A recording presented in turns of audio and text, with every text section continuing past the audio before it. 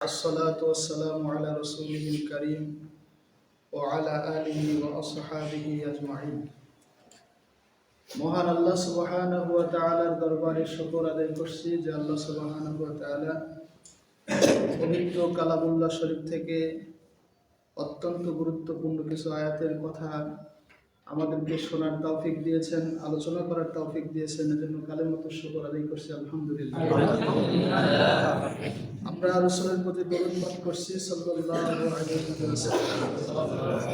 সম্মানিত হাজিরিন, আজকে অনেক লম্বা একটা রুকু, আপনারা জানেন যে 22তম রুকু 153 থেকে 162।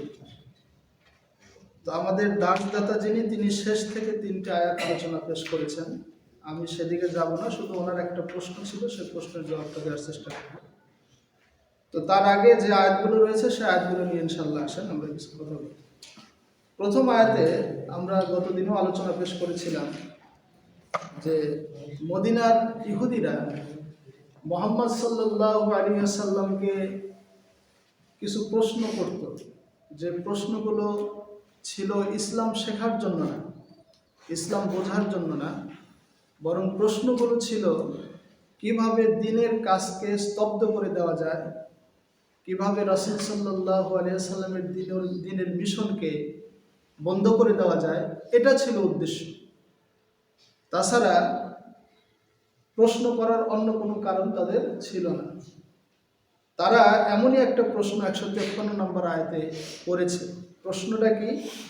প্রশ্নটা হলো, যদি আসমান থেকে কোনো কিতাব নাজিল করে আমাদেরকে দেখাতে পারো হে মুহাম্মদ, তাহলে আমরা তোমার প্রতি ঈমান আনব। এটা প্রশ্নের সাথে শর্ত। যদি আসমান থেকে কিতাব নাজিল করে দেখাতে পারো তাহলে তোমার প্রতি ঈমান আনব, আর যদি দেখাতে না পারো তাহলে ঈমান আনবো না। বলেন তো, ঈমান আনার এটা কি বিষয় হলো? এভাবে কি ঈমান আনা যায়? ঈমান হলো ঈমান বিল গায়েব, অদৃশ্যের প্রতি না দেখে ঈমান আনা। দেখে দেখে বিশ্বাস করার নাম তো ঈমান না। দেখে দেখে যে বিষয়গুলো রাসূলদের জানার প্রয়োজন ছিল, দেখার প্রয়োজন ছিল, সেগুলো আল্লাহ তাদেরকে দেখাইছেন। কেন দেখিয়েছেন? যে তারা জাতির মধ্যে কাজ করবে। ফলে চাক্ষুষ দেখে এসে যদি বর্ণনা করেন, তাহলে তার কওম বা জাতির লোকেরা সেই বিষয়টা বেশি গ্রহণ করবে, যে আমরা দেখে এসেছি। কিন্তু আমরা যারা এই পর্যায়ের কেউ না, তারা যদি এরকম কেউ দাবি করি যে আসমান থেকে কিতাব নাজিল করলে তারপরে দেখব, দেখার পর ঈমান আনব, তাহলে বুঝতে হবে এই ধরনের প্রশ্নের উদ্দেশ্য হলো রাসূলকে আটকে দেওয়া। এ ধরনের প্রশ্নের উদ্দেশ্য হলো ইসলামকে, ইসলামের কাজকে, মুহাম্মদ সাল্লাল্লাহু আলাইহি ওয়াসাল্লামের দাওয়াতি মিশনকে বাধাগ্রস্ত করা। আমরাও বর্তমান সময় দেখি এমন কিছু প্রশ্ন, আজব আজব প্রশ্ন করা হয়, যে প্রশ্নগুলোর উদ্দেশ্য কিন্তু ভিন্ন। ফিতনা লাগানো, বিতর্ক সৃষ্টি করে দেওয়া, এই ধরনের প্রশ্নে অ্যাটেন্ড করাই ঠিক না, কারণ এর মধ্যে কোনো হেদায়েত নেই। এখন কেউ যদি প্রশ্ন করেন, বলেন তো মুসা আলাইহিস সালামের লাঠিটা কেমন ছিল, লাঠিটা এখন কোথায় আছে, এগুলোর মধ্যে কোনো হেদায়েত আছে? এগুলোর মধ্যে কোনো হেদায়েত নেই। হেদায়েত সম্পর্কিত যে প্রশ্ন, সেই প্রশ্নগুলোর মধ্যে খায়ের বরকত আছে, কিন্তু হেদায়েত বহির্ভূত যে প্রশ্ন, সেগুলোর মধ্যে কোনো খায়ের বরকত নাই। তো এখানে আল্লাহ রাব্বুল আলামিন মুহাম্মদ সাল্লাল্লাহু আলাইহি ওয়াসাল্লামকে একটা সান্ত্বনা দিচ্ছেন। সান্ত্বনাটা হলো এই, যে হে মুহাম্মদ সাল্লাল্লাহু আলাইহি ওয়াসাল্লাম, আপনি মন খারাপ করবেন না। কেননা যে তারা এমন এক ভয়ঙ্কর জাতি, ইহুদি জাতি এমন এক ভয়ঙ্কর জাতি, যারা তাদের নবী মুসা আলাইহিস সালামকে বলছিল, যতক্ষণ পর্যন্ত নিজের চোখে আল্লাহকে না দেখবো ততক্ষণ পর্যন্ত আল্লাহর প্রতি ঈমান আনবো না, তোমার প্রতি ঈমান আনবো। তাহলে এই প্রশ্নটা কিন্তু মুহাম্মদ সাল্লাল্লাহু আলাইহি ওয়াসাল্লামের প্রশ্নের চাইতে আরো বেশি কঠিন ছিল। তো এই কারণে আল্লাহ রাব্বুল আলামিন বলতেছেন যে এই ধরনের প্রশ্নে তুমি কখনোই মন ক্ষুণ্ণ হবে না, বরং এর চাইতেও বড় প্রশ্ন তারা মুসা আলাইহিস সালামকে করেছিল। তারা বলেছিল যে আরিন আল্লাহ, যে আমাদেরকে প্রকাশ্যে আল্লাহকে দেখাও, যদি দেখাতে পারো তাহলে তোমার প্রতি ঈমান আনবে। তো এই ধরনের প্রশ্ন করার পরে আল্লাহ পাক তাদেরকে বজ্রের দ্বারা আঘাত করেছিলেন, বজ্রাহত করেছিলেন। আমরা সেটা গত জুমায় বলেছিলাম, যে কারণ প্রশ্নটা মারাত্মক পর্যায়ের ছিল। তারপরও মুসা আলাইহিস সালাম কিন্তু তাদের কওমের মধ্যে থেকে 70 জন প্রতিনিধি নিয়ে গেছিলেন তুর পাহাড়ে 70 জন প্রতিনিধিকে নিয়েছিলেন। তারা তাদের সামনেই আল্লাহ পাক তাওরাতের কপি দিলেন, ফলকের উপরে তাওরাতের বিধানগুলো লিখে দিলেন। এটা যখন তাদেরকে দেখালেন যে এটা আল্লাহর তরফ থেকে আসছে, কেউ বাদে বাকি সবাই, কেউ বাদে বাকি সবাই বললো যে না, এটা আমরা মানি না, আমাদেরকে সরাসরি আল্লাহকে দেখাতে হবে। আল্লাহ যদি এসে বলে যে হ্যাঁ এই তাওরাতের ফলকগুলো আমি মুসাকে দিয়েছি, তাহলে মানবো, নাহলে মানবো না। তখনই কিন্তু আল্লাহ পাল্টা একটা অ্যাকশন নিলেন। সেটা কি? বজ্রের দ্বারা তাদের সবাইকে আল্লাহ মৃত্যু দান করলেন। কারণ হলো যে এইভাবে যখন আপনার মারাত্মক পর্যায়ে চলে যায় বিষয়টা নবী রাসূলের সাথে, তখন আল্লাহ সেই জাতিকে ছাড় দেন না।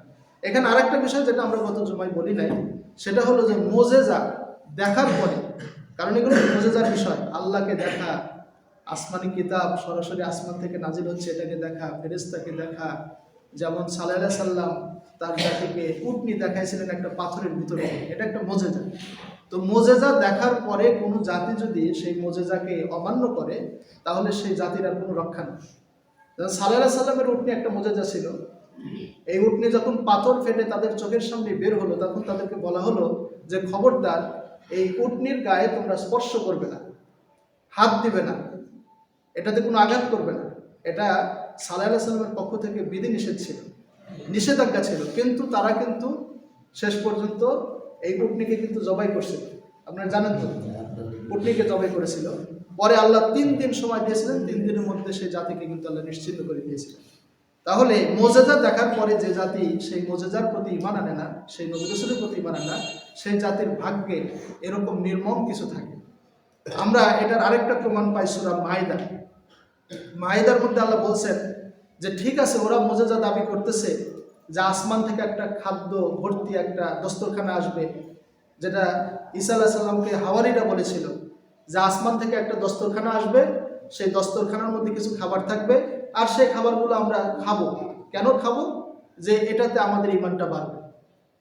তো ঈসা আলাইহিস সালাম বললেন যে ঠিক আছে, আল্লাহ তাআলা এমনটা যদি করেন, এরপর যদি তোমরা এই মুজিজা নিয়ে যদি ইনকার করো, এই মুজিজার প্রতি তোমাদের যদি বিশ্বাস কমে যায়, এটার সাথে যদি কুফরি করো, তাহলে আল্লাহর সতর্ক বার্তাটা শুনে নাও। সেটা কি?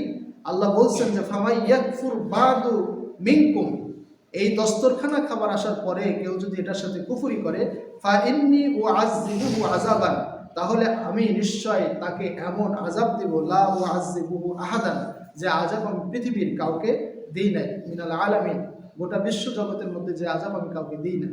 তাহলে মুজিজা দেখার পরে যে জাতি এখনো বা তখনও যারা ছিল, মুজিজা দেখার পরেও যে জাতি ঈমান আনে না, ইসলাম আনে না, সেই জাতিকে কিন্তু আল্লাহ নির্মম শাস্তি দেন, যে শাস্তি পৃথিবীর কাউকে দেন না। বলেন তো, আমরা বাংলাদেশের জমিনে থেকে বর্তমান সময়ে মুজিজা কিছু দেখতে পেরেছি?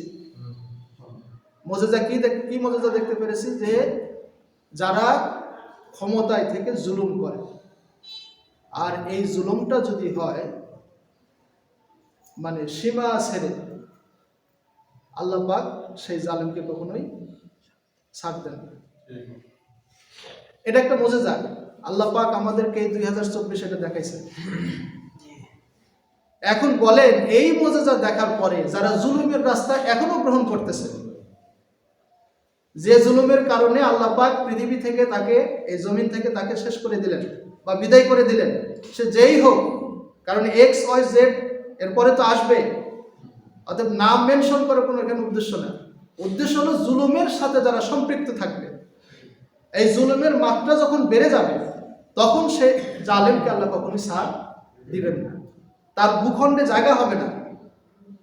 সে পৃথিবীর যেখানেই থাক না কেন, সে লাঞ্ছিত অপমানিত অবস্থায় থাকবে, এবং তার ভাগ্যটা হবে নির্মম ভাগ্য, ইতিহাসের পাতায় তার নাম নিকৃষ্টভাবে লেখা হবে। এটাই মুজিজা। আল্লাহ পাক আমাদেরকে এই বাংলার জমিনে 2024-এর প্রজন্ম যারা, আল্লাহ তাদেরকে দেখালেন। এখন এটা দেখার পরেও যারা বলতেছে না না, আমাদের জুলুমের রাস্তায় একমাত্র রাস্তা, যারা জালেম তাদেরকে আমরা সাপোর্ট করবো, সমর্থন করবো, তাহলে যেন এই মুজিজা দেখে তারা শিক্ষা এখনো নেয় না। আর যারা এরকম নিদর্শন দেখে, নিশানি দেখে শিক্ষা নেয় না, সেই জাতিকে আল্লাহ কখনোই ছাড় দেয় না, তার ভাগ্যটা নির্মম হয়। তাহলে এটা কিন্তু প্রথম আয়াতের বিষয়। এরপরে আল্লাহ পাক 154-তে যেটা বলেছেন, সেটা হলো তুর পাহাড় মাথার উপরে তুলে ধরার একটা কাহিনী। বলেন তো, তুর পাহাড়ের ওজন হালকা না ভারী? ভারী। এমন একটা পাহাড় এই ইহুদি জাতির মাথার উপরে, ইহুদি জাতির মাথার উপরে আল্লাহ তুলে ধরছিলেন। কেন তুলে ধরছিলেন? ওরা তাওরাতের বিধানগুলো মেনে নিতে কার্পণ্য করেছিল, তাওরাতের বিধান মানবে না। তো আল্লাহ পাক তুর পাহাড়কে মাথার উপর তুলে ধরে বললেন যে যদি মেনে নাও ভালো, আর যদি মেনে না নাও তাহলে পাহাড়কে তোমাদের উপর ফেলে দেবে। তখন তারা বললো যে হ্যাঁ, আমরা তাওরাতের মধ্যে যে বিধানগুলো আছে সবগুলো বিধান মানি। দেখছেন আসলে কি ইচ্ছা করে মানছে না অনিচ্ছায় মানছে? অনিচ্ছায় মানছে। আমাদের ব্যাপারটা ঠিক এমন। কোরআনের বিধান যদিও আমরা বারবার বলি যে ভাই কোরআনের বিধানের মধ্যেই আপনার শান্তি, কোরআনের বিধানের মধ্যেই আপনার কল্যাণ, এখানেই আপনার জীবনের সফলতা, আখিরাতের জীবনে, দুনিয়ার জীবনে।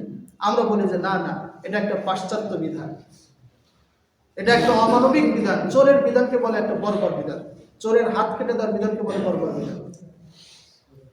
এবং অন্যায়ভাবে কেউ যদি কাউকে হত্যা করে তাহলে তার জন্য কিসাস, তাকেও হত্যা করো, বলে যে না এটা বর্বর বিধান। অথচ আল্লাহ বলছেন যে কিসাসের বিধানের মধ্যেই আছে তোমাদের জন্য জীবন। কারণ একজন অন্যায়কারীকে, যে অন্যায়ভাবে কাউকে হত্যা করছে, তাকে যদি মৃত্যুদণ্ড দেওয়া হয় তাহলে হাজারো লোক ভয় পাবে যে না, অন্যায়ভাবে কাউকে হত্যা করা যাবে না। এই কারণে আল্লাহ বলছেন যে কিসাসের বিধানের মধ্যেই আছে তোমাদের জন্য জীবন। তাহলে কোরআনের বিধানগুলো ঠিক আমরা এমনভাবেই এখন গ্রহণ করতেছি যেমন ইহুদিরা গ্রহণ করেছিল, ভয়ের কারণে অথবা না মানলে সমস্যা হবে সেই কারণে। কিন্তু স্বেচ্ছায় আমরা কিন্তু বিধানের কাছে আত্মসমর্পণ করি নাই। অনেকেই করেছেন, যারা করেন নাই তাদেরকে আমরা দাওয়াত দিচ্ছি যে আসেন কোরআনের বিধানকে মেনে নেন, এটার মধ্যে আপনার জীবনের সফলতা। এরপরে আরেকটা ঘটনা, সেটা হলো নতশিরে দ্বার দিয়ে প্রবেশ করা। তাহলে এই অংশটা যখন আপনারা শুনলেন, তাহলে এখানে একটা ঘটনা আছে, নতশিরে দ্বার দিয়ে প্রবেশ করো। এটা কোন জায়গার কথা বলা হচ্ছে? এখানে তাফসির করতে হবে। তাফসিরে আপনারা পাবেন আরিহা নামক একটা জায়গা, পাবেন মিশর নামক একটা জায়গা। তবে যেটা বেশি উপযুক্ত বা এই আয়াতের সাথে যেটা তাফসির কারকরা বলেছেন সেটা হলো বাইতুল মাকদাস। ইহুদি জাতিকে আল্লাহ বললেন যে বাইতুল মাকদাসে তোমরা নতশিরে প্রবেশ করো। তো নতশিরে প্রবেশ করবে কেন? যে বাইতুল মাকদাস তখন তারা বিজয় করেছে। বাইতুল মাকদাস ছিল বনী ইসরাইল জাতি পৈতৃক ভিটে মাটি। আল্লাহ পাক মুসা আলাইহিস সালামের মাধ্যমে তাদেরকে বলেছিলেন যে এটা দখল করো। তারা বলছিল যে না, সেখানে শৌর্য বীর্যের অধিকারী আমালিকা সম্প্রদায় আছে, অতএব এখানে আমরা যুদ্ধ করতে পারবো না, তুমি আর তোমার খোদাকে যুদ্ধ করো। মুসা আলাইহিস সালামকে তারা এটা বলেছিল। মুসা আলাইহিস সালাম তার পারে নাই। পরে ইউশা বিন নুন তার নেতৃত্বে পরবর্তীতে তারা বাইতুল মাকদাস দখল করে। এর আগে 40 বছর এই তিহি নামক প্রান্তরে তারা উদ্ভ্রান্তের ন্যায় ঘুরে বেড়ায়। আল্লাহ পাক সেখানে তাদেরকে রাখছিলেন, কারণ তারা আল্লাহর বিধানকে অমান্য করেছে, জিহাদ করে নাই, নিজেদের ভিটে মাটি যেটা সেটা রক্ষা করে না, নিজেদের ভূখণ্ড রক্ষা করার জন্য তারা রক্ত দেয় না। পরে ইউসা বিন নুনের নেতৃত্বে একটা শুক্রবার তাদেরকে বললেন যে আজকের শুক্রবারটা হবে এমন এক শুক্রবার যে শুক্রবারে সূর্য অস্ত যাবে দেরিতে। উদ্দেশ্য হলো ভোর থেকে নিয়ে তোমরা যুদ্ধ করবা, যুদ্ধ করে বাইতুল মাকদাস তোমরা দখল করে নিবা, কারণ এটা তোমাদের ভূখণ্ড। আল্লাহ পাক ঠিকই ওই শুক্রবারে সূর্যকে ডুবে যাওয়া থেকে আরো প্রলম্বিত করলেন, আরো লম্বা করে দিলেন। পরে দিনটা লম্বা হয়ে গেল, আর তারা এই লম্বা দিনে যুদ্ধ করে বাইতুল মাকদাস দখল করলো। তো বাইতুল মাকদাস যখন দখল করলো তখন বললো যে এখন তোমরা বিজয় লাভ করছো, তোমরা বিজয়ী জাতি, অতএব তোমরা নতশিরে দ্বার দিয়ে প্রবেশ করো। নতশিরে মানে বিনয়ের সাথে। হিত্তাতুন শব্দটা বলতে বলতে তোমরা প্রবেশ করবে। হিত্তাতুন শব্দ বলবে কেন? আল্লাহ ক্ষমা চায়। আপনারা জানেন মক্কা যখন বিজয় হলো তখন কি রাসূল সাল্লাল্লাহু আলাইহি ওয়াসাল্লাম অহংকারের সাথে মক্কায় প্রবেশ করছিলেন? দাম্ভিকতার সাথে প্রবেশ করছিলেন না। আমাদের সামান্য বিজয় হলে আমরা রং মাখামাখি করি, আমাদের সামান্য বিজয় হলে আমরা মিছিল করি, আনন্দ করি, ইত্যাদি ইত্যাদি। কিন্তু আসলে যে কোনো বিজয়ের সাথে সম্পর্ক হলো বিনয়ী মনোভাব। যে কোনো বিজয়ের সাথে সম্পর্ক হলো আল্লাহর স্তুতি গান গাওয়া, আল্লাহর প্রশংসা গাওয়া, আল্লাহর তাসবিহ পাঠ করা। এটা হলো বিজয়ে যারা করেছে তাদের এটা কর্মসূচি। সূরা নাসর পড়ে দেখেন, সেখানে যখন আল্লাহ রাসূল যখন মক্কা বিজয় করলেন তখন রাসূল সাল্লাল্লাহু আলাইহি ওয়াসাল্লামকে কি কর্মসূচি দিলেন? ফাসাব্বিহ বিহামদি রাব্বিকা ওয়াস্তাগফির। আপনি তাসবিহ পাঠ করেন এবং আপনার রবের কাছে আপনি ক্ষমা প্রার্থনা করেন। কারণ জীবনের এতটুকু কাজই সফলতার জন্য যথেষ্ট না, আপনার আরও কাজ বাকি আছে, সেই কাজের আঞ্জাম দিতে হবে। একটা ভূখণ্ড দখল করলেই সেই ভূখণ্ড সারা জীবনের জন্য আমার আপনার জন্য থাকবে না। এই বাংলাদেশকে যদি বলেন দ্বিতীয়বার স্বাধীনতা অর্জন করেছে বাংলাদেশ, তাহলে আপনারা মনে করবেন যে বাংলাদেশ দ্বিতীয়বার স্বাধীনতা অর্জন করেছে মানে এই স্বাধীনতা ধরে রাখা অত্যন্ত কঠিন, অত্যন্ত ঝুঁকিপূর্ণ। অনেকগুলো আন্দোলন ইতিমধ্যে হয়ে গেছে। সর্বশেষ ইসলাম কর্তৃক চট্টগ্রামের আদালত এলাকায় মুসলিম সরকারি আইনজীবীকে হত্যা করা এই স্বাধীনতার সার্বভৌমত্বকে নস্যাৎ করে দেওয়ার জন্য অন্যতম একটা ষড়যন্ত্র। যে ষড়যন্ত্র এই বাংলাদেশের মুসলমানরা ধৈর্যের সাথে মোকাবেলা করে আবার সফলতা অর্জন করেছে। কারণ তারা চাচ্ছিল এই দেশে যারা বসবাস করে সংখ্যালঘিষ্ঠ যারা, তাদের সাথে একটা দাঙ্গা বাজিয়ে দেওয়া। এই দাঙ্গা বাজিয়ে দেওয়ার জন্য এই ধরনের ঘটনা ঘটিয়েছিল। তাহলে এখানে আল্লাহ রাব্বুল আলামিন সেটা বলতেছেন যে নতশিরে প্রবেশ করো। যে কোনো বিজয় লাভ করলেই ঘুমিয়ে থাকবে, অথবা যে কোনো বিজয় লাভ করলেই তোমার কোনো কর্মসূচি থাকবে না, তা না। নতশিরে প্রবেশ করো মানে হলো হিত্তাতুন শব্দ বলে তোমরা সেখানে প্রবেশ করো। কিন্তু ইহুদি জাতি এতই দুর্ধর্ষ এবং এতই চরিত্রহীন, তারা নতশিরে প্রবেশ করে নাই, বরং তাদের মুখটা বা এই উপরের বডিটা তারা খাড়া করে রেখেছিল, আর মুখে আরেকটা শব্দ বলেছিল যেটার অর্থ হলো রক্ত চাই, রক্ত চাই। তাহলে এটা কিন্তু তাসবিহ পাঠ করা হলো না, আল্লাহ তাআলা সেটা বললেন। এবার আরেকটা ইতিহাস বললেন, সেটা হলো যে শনিবার সম্পর্কে যারা সীমা লঙ্ঘন করেছিল তাদের ব্যাপারে আল্লাহ বলছেন যে শনিবার সম্পর্কে সীমা লঙ্ঘন করো না। এখানে আরেকটা ইতিহাস।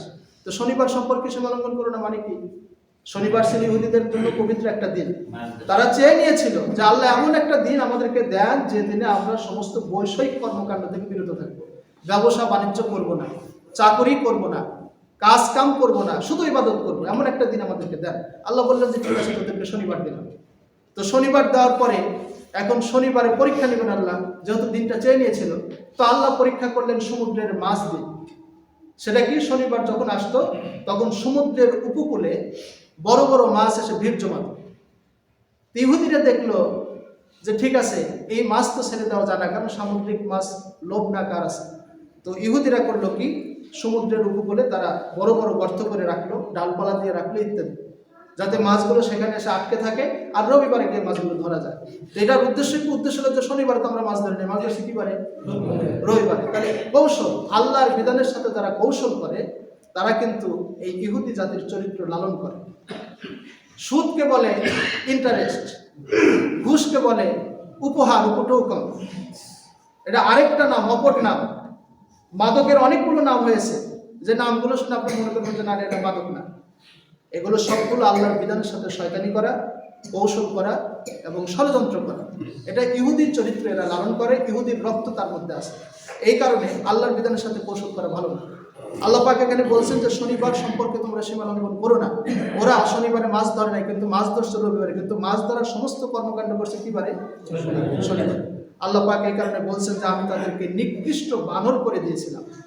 এই বানর করার দুইটা ব্যাখ্যা। এক, শারীরিকভাবে বানর করে দিতে পারেন আল্লাহ, আর দুই, শারীরিকভাবে যদি বানর না করে দেন তাহলে তাদের চরিত্র, আচার আচরণ এগুলো বানরে রূপান্তরিত হয়েছিল। তবে অধিকাংশ তাফসীরকারকের মত হলো কুনু কিরাদাতান ফাসিল, তারা নিকৃষ্ট বানরই পরিণত হয়েছিল, বাস্তব বানরে পরিণত হয়েছিল, অবয়বগতভাবে তারা বানরে পরিণত হয়েছিল। তাহলে এটা গেল শনিবার সম্পর্কে একটা ইতিহাস। তাহলে আমরা আল্লাহর বিধানের সাথে কৌশল করতে চাই না। যেটা সুদ পরিষ্কার সুদ, যেটা ঘুষ পরিষ্কার ঘুষ। এটা আপনি যে নামই দেন না কেন, যেটা মাদক সেটা যে নামই আসুক না কেন সেটা মাদক। আর মাদক অবস্থায় কেউ যদি নামাজ পড়ে তাহলে 40, মানে কেউ যদি মাদক সেবন করে, তওবা যদি না করে, তাহলে 40 দিন তার ইবাদত কবুল হবে না। এভাবে হাদিসের মধ্যে আসছে। আরও যদি আবার সে যদি তওবা করে এবং মাদক সেবন করে, তাহলে আবার সে ওই তওবা করার কোনো মূল্য থাকবে না, আবার 40 দিন তার নামাজ কবুল হবে না। এভাবে হাদিসে কিন্তু সতর্কবার্তা আসছে। এবং মাদক অবস্থায় যারা মারা যাবে তাদের জন্য কোনো নাজাতের ব্যবস্থা থাকবে না। তাহলে মাদক থেকে ইনশাআল্লাহ আমরা দূরে থাকার চেষ্টা করি। এরপরে যে বিষয়টা সেটা হলো যে ঈসা আলাইহিস সালামের বিষয়ে আমি চলে আসি। কারণ ঈসা আলাইহিস সালামের বিষয় নিয়ে আমাদের এক ভাই প্রশ্ন করেছিলেন, বা তাকে প্রশ্ন করেছিল যে ঈসা আলাইহিস সালাম কিন্তু আসলে আমরা হত্যা করেছি। আচ্ছা বলেন তো, ঈসা আলাইহিস সালামকে কি তারা হত্যা করতে পারছে? না, পারে না। আল্লাহ এখানে বলছেন যে হত্যা করতে পারে নাই, তার প্রমাণ হলো 157 নম্বর আয়াত। আপনারা আয়াতটাতে দলিল দিবেন কেন হত্যা করতে পারে নাই। তারা নিজেরাই দেখেন যে ঈসা আলাইহিস সালামের হত্যার ব্যাপারে মতভেদ সৃষ্টি করেছে তারা নিজেরাই। অথচ একটা আপনার যেটা বাস্তবায়িত জিনিস, যেটা মানে যদি হয়ে গিয়ে থাকে তাহলে সেটা নিয়ে মত পার্থক্যের কোনো প্রয়োজন ছিল না। কিন্তু ইহুদিরা নিজেরাই সেটা নিয়ে মত পার্থক্য করেছে। কি মত পার্থক্য করেছে? তারা কেউ বলেছে যে ঈসা আলাইহিস সালামকে আপনার হলো মৃত্যু দেওয়া হয়েছে এবং মৃত্যুবরণ সে করেছে, পরবর্তীতে সে জীবন লাভ করছে। তাদের মধ্যে কেউ কেউ বলে যে ঈসা আলাইহিস সালাম ঠিকই মারা গেছে, তাকে আমরা হত্যা করেছি, পরবর্তীতে সে জীবন লাভ করেছে এবং 10 জন হাওয়ারির সাথে সে সাক্ষাৎ করেছে। আবার কেউ কেউ বলতেছে যে ঈসা আলাইহিস সালামকে মৃত্যুদণ্ড দেওয়া হয়েছে ঠিক, কিন্তু এটা ছিল অবয়বগতভাবে, খোদাইভাবে যে রূহটা ছিল সেটা আমরা কিছু করতে পারি না। আবার কেউ কেউ বলতেছে যে না, আসলে আমরা তাকে ঈসা মনে করে হত্যা করেছিলাম, কিন্তু সেই ঈসা ছিল না, সে ছিল অন্য একজন। আর ঈসা আলাইহিস সালাম দূর থেকে এটা তাকে হাসতেছিল তাদের নির্বুদ্ধিতা দেখে। মানে ইহুদিদের মধ্যে যে এই যে মত পার্থক্য, এই মত পার্থক্য তো হওয়ার কথা না। কেন হওয়ার কথা না? যদি হত্যা করেই থাকে তাহলে এত মত পার্থক্য কেন? কেউ বলছে কেউ হত্যা করছে, কেউ বলে হত্যা করে নাই, কেউ বলছে রুহানিভাবে হত্যা করছে, ইত্যাদি ইত্যাদি। তাহলে বোঝা গেল কি যে ঈসা আলাইহিস সালামকে তারা আসলে হত্যা করে নাই। আর তাদের এই মত পার্থক্য থাক চাই না থাক, আল্লাহ নিজে বলছেন, কি বলছেন দেখেন 118 নম্বর আয়াতে আল্লাহ বলছেন যে বার রাফাআহু ইলাইহি, আল্লাহ তাকে নিজের কাছে তুলে নিয়েছে। সুবহানাল্লাহ। কথা এখানেই শেষ, আল্লাহর কথাই চূড়ান্ত। আল্লাহ তাকে নিজের কাছে তুলে নিয়েছেন। শেষ জামানায় ঈসা আলাইহিস সালাম আবার পৃথিবীতে আসবেন, এটা মুসলমান যারা তাদের এটা ঈমান এবং আকীদা, এটা বিশ্বাস করতে হবে। আল্লাহ তাকে নিজের কাছে তুলে নিয়েছেন। ওয়াকান আল্লাহু আজিজান হাকিমা, এই যে আজিজান হাকিমা শব্দ এটা প্রয়োগ করার কারণ হলো যে আল্লাহ যেহেতু আজিজ মহাপরাক্রমশালী, অতএব ঈসা আলাইহিস সালামকে সশরীরে তার কাছে উঠিয়ে নেওয়া এটা কোনো ব্যাপারই না। কারণ আজিজ মানে কি? মহাপরাক্রমশালী। আর হাকিমা মানে মহাবিজ্ঞ। অতএব তার কাছে এটা কোনো ব্যাপার না। যেমন মুহাম্মদ সাল্লাল্লাহু আলাইহি ওয়াসাল্লামের ব্যাপারে যে শারীরিকভাবে মিরাজ হয়েছে না রুহানিভাবে মিরাজ হয়েছে, এটা একটা প্রশ্ন। সেখানে কিন্তু আল্লাহ এই দুটো শব্দ ব্যবহার করেছেন। যেহেতু আল্লাহ আজিজ এবং হাকিম, অতএব শারীরিকভাবে আল্লাহর রসুলকে আল্লাহর কাছে নিয়ে যাওয়া, তার দিদার, তার সাক্ষাৎ লাভ, সপ্ত আসমান পাড়ি দেওয়া, জান্নাত জাহান্নাম দেখা, এটা কোনো মোটেই ব্যাপার না, এটা কোনো ব্যাপারই না। কারণ আল্লাহ যেহেতু আজিজ এবং হাকিম, অতএব ঈসা আলাইহিস সালামকেও আল্লাহ তাআলা তাকে তুলে নিয়েছেন এবং তুলে না তার জন্য কোনো ব্যাপারই না। শেষ জামানে ঈসা আলাইহিস সালাম পৃথিবীতে আবারও আসবেন ইনশাআল্লাহ। এবং সেই ঈমান আমরা রাখি, সেই বিশ্বাস আমরা রাখি, যখন কিয়ামতের আগ দিয়ে এই ঘটনাগুলো ঘটবে তখন কাফির মুশরিকদের এবং ইহুদিদের আর কোনো জায়গা থাকবে না। আরেকটা যে বিষয়টা, সেটা আপনারা হয়তো প্রশ্ন করবেন আমি আলোচনা না করলে, সেটা হলো যে প্রত্যেক ইহুদি মৃত্যুর আগে ঈসা আলাইহিস সালামের প্রতি ঈমান আনবে। বলেন তো এটা কোন আয়াতে বলা হয়েছে? 159 নম্বর আয়াতে বলা হয়েছে, কিতাবীদের মধ্যে প্রত্যেকে নিজ মৃত্যুর পূর্বে তাহাকে বিশ্বাস করিবে। এটার কি ব্যাখ্যা? এবং কিয়ামতের দিন সে তাহাদের বিরুদ্ধে সাক্ষ্য দিবে। ঈসা আলাইহিস সালামকে আল্লাহ উঠিয়ে নিয়েছেন, আবার পৃথিবীতে তিনি আসবেন। এটা দুইটা বিষয়। একটা হলো পৃথিবীতে আসার পরে স্বাভাবিকভাবে তিনি মৃত্যুবরণ করবেন। যখন স্বাভাবিকভাবে মৃত্যুবরণ করবেন তখনকার সময়ে যতগুলি ইহুদি থাকবে তখন তো তারা বুঝতে পারবে যে ইনি ঈসা, আমরা আসলে ভুল কথা বলেছিলাম এতদিন। অতএব মৃত্যুর আগে ঈসা আলাইহিস সালামের প্রতি তারা ঈমান আনবে। আরেকটা ব্যাখ্যা হলো যে না, ঈসা আলাইহিস সালামকে যে উঠিয়ে নিয়েছে, এখন বর্তমান যে ইহুদিরা আছে সেই প্রত্যেকটা ইহুদি মৃত্যুর আগে ঈসা আলাইহিস সালামের রিসালাতের প্রতি ঈমান আনবে এবং সেটা মৃত্যুর আগে আল্লাহ দেখানোর ব্যবস্থা করবেন, বোঝানোর ব্যবস্থা করবেন। তবে এই ঈমান কার্যকর হবে না। মৃত্যুর আগে ঈমান আনলে সেই ঈমান কি হয় না? কার্যকর হয় না। দলিল অসংখ্য আছে। ফেরাউন যখন লোহিত সাগরে ডুবে যাচ্ছিল তখন মৃত্যুর আগে সে বলছিল যে আমি মুসার খোদার প্রতি ঈমান আনলাম। বলেন তো মৃত্যুর আগে ঈমান কি কার্যকর হবে? হবে না। ঈমান আনতে হবে যখন শরীরে যখন তাগত থাকে, শক্তি থাকে, যখন আপনি মুমূর্ষু অবস্থায় চলে যাবেন তখন ঈমান কার্যকর হবে না। আমরা অনেক সময় একটা ভুল পদ্ধতি আমাদের সমাজে দেখি, সেটা হলো যে বাবা মারা যাচ্ছে, পাশের হুজুরকে ডেকে নিয়ে আসি। যখন মৃত্যুর নিশানি যখন জারি হয়ে গেছে, চোখ বড় হয়ে যাচ্ছে, হাত পা সরাসরি করতেছে, এমতো অবস্থায় বাড়ির কেউ বলে যে পাশের হুজুরকে ডেকে নিয়ে আসে, একটু তাওবা পড়াই দিক, একটু কালেমা পড়াই দিক। কিন্তু আসলে তখনকার সময়ের তওবা কোনো কাজে আসবে না, কারণ তার মৃত্যুর নিশানি জারি হয়ে গেছে। তওবার বিষয়টা আগেই সমাপ্ত করতে হবে। অতএব মৃত্যুর আগে ঈমান আনলে সেই আমাদের ভাইয়ের একটা প্রশ্ন ছিল, সেটা হলো যে লাকিনির রসিকুনা ফিল ইলমি, কিন্তু তাহাদের মধ্যে যাহারা জ্ঞানের সুগভীর। ভাই বলছিলেন যে জ্ঞানের সুগভীর কারা? তো জ্ঞানের সুগভীর কারা, এটার তাফসিরে সুন্দর করে লেখা আছে, আপনি হয়তো পড়েন নাই। আলহামদুলিল্লাহ, আমরা ভাইদেরকে ধন্যবাদ জানাচ্ছি আর আপনাদের সবাইকে জানাচ্ছি যে একটু তাফসির করলে বিষয়গুলো আপনারা জানবেন। যারা আসমানি জ্ঞানে বিজ্ঞ তারা জ্ঞানের সুগভীর। কি বললাম বলেন তো? যারা আসমানি জ্ঞানে নিজেকে জ্ঞানান্বিত করেছে, নিজের জ্ঞানকে সম্প্রসারিত করেছে। আর আসমানি জ্ঞান কোনটা? কোরআন, হাদিস এবং কোরআন। দুটাই ওহী, একটা ওহিয়ে মাতলু আর একটা ওহিয়ে গায়রে মাতলু। এই দুইটার জ্ঞান যারা অর্জন করবে তারাই রাসিখুন, তারাই জ্ঞানের সুগভীর। আর যারা এরকম জ্ঞানের সুগভীর হবে তারা ঈসা আলাইহিস সালামের প্রতি ঈমান আনবে, মুহাম্মদ সাল্লাল্লাহু আলাইহি ওয়াসাল্লামের প্রতি ঈমান আনবে। আর যারা এই জ্ঞানের সুগভীর না তারা কোনো নবীর প্রতি ঈমান আনবে না, তারা বিতর্ক সৃষ্টি করবে, মত পার্থক্য সৃষ্টি করবে। তো প্রিয় ভাইরা, আমরা অনেক লম্বা একটা রুকু, কতটুকু হক আদায় হয়েছে ইনশাল্লাহ আমরা আপনাদের কাছে দাওয়াত দিচ্ছি। আমাদের পরিচালক সাহেব বলছেন যে দাওয়াতি বক্তব্য দিবে। আসলে দাওয়াতি বক্তব্য কি দিব বলেন? কোরআন নাই তো দাওয়াতি বক্তব্য, তাই না? তো তারপরে দাওয়াতি বক্তব্য দিই, কোরআন ছাড়া মুসলমানদের অস্তিত্ব পৃথিবী থেকে নিশ্চিহ্ন হবে। যদি কোরআন কোনো মুসলমান না ধরে তার অস্তিত্ব পৃথিবীতে থাকবে না। আজকের এই বাংলাদেশের ভূখণ্ড যদি ঝুঁকিপূর্ণ হয় তাহলে একটা কারণেই ঝুঁকিপূর্ণ হবে, সেটা হলো কোরআন ছেড়ে দেওয়ার কারণ, অন্য কোনো কারণ নেই। যতই আপনার ষড়যন্ত্র করুক, এই ষড়যন্ত্রগুলো ব্যর্থ হবেই এবং শেষ পরিণতি হবে কাফেরদের জন্য ধ্বংস আর ইসলামের বিজয়, এবং সেই বিজয় খুবই সন্নিকটে। অতএব আমরা যদি কোরআন ছেড়ে দিয়ে অন্য কোনো কিছু ধরি তাহলে এই বিজয় ঠিকই হবে, কিন্তু আমি পরাজিত হয়ে যাব। অতএব আসেন, কোরআন মজলিস বগুড়া জেলায় এই কাজ করে যাচ্ছে, কোরআনের দাওয়াত মানুষকে ঘরে ঘরে দিচ্ছে। আপনাদেরকে এখানে একত্রিত করে নিয়ে এসে কোরআনের দাওয়াত দেওয়া হয়। আপনি যে আন্দোলনই করেন না কেন, আপনার মূল পুঁজি হলো কোরআনের জ্ঞান, মূল পুঁজি হলো হাদিসের জ্ঞান। এই দুটা থাকলে আপনি নিজে বিভ্রান্ত হবেন না, অন্য কেউ আপনাকে বিভ্রান্ত করতে পারবে না। অতএব আমরা ইনশাআল্লাহ এই দাওয়াত আপনাকে দিচ্ছি। আল্লাহ আমাদেরকে দাওয়াত কবুল করার তৌফিক দান করুন। আসসালামু আলাইকুম।